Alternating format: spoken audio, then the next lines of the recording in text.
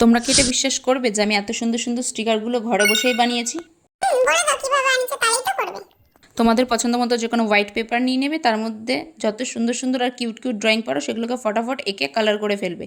Colour করার পর সেগুলোকে এক সাইডে রেখে দিতে হবে। তারপর পার্চমেন্ট পেপার নিতে পারো, না থাকলে যে কোনো ওয়ালপেপারের পেছনের যে গ্লসি পেপারটা থাকে সেটাকেও নিতে পারো। নিয়ে তারপরে সেলুটেপ লাগিয়ে যে আগের থেকে ড্রয়িং করে রেখেছিল সেগুলোর মধ্যে একটু হোয়াইট বেস রেখে সুন্দর করে কাটিং করে নিতে হবে।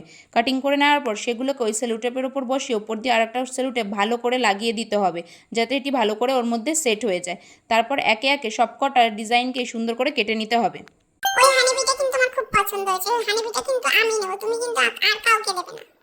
আচ্ছা বাবা, ওটা তোমারই, কিন্তু এখন তো আমাকে কাজ করতে দাও। তারপর ভালো করে স্টিকারগুলোকে ওই হোয়াইট বেস রেখে যেমন কেটেছিলে সেইভাবেই কেটে নিলে রেডি হয়ে যাবে আমাদের সুন্দর স্টিকার। তারপর পেছনের ওই গ্লসি পেপারটাকে তুলে যে কোনো জায়গায় স্টিক করে দিলে রেডি হয়ে যাবে আমাদের সুন্দর স্টিকারগুলি। তোমাদের কেমন লাগলো জানিও কিন্তু।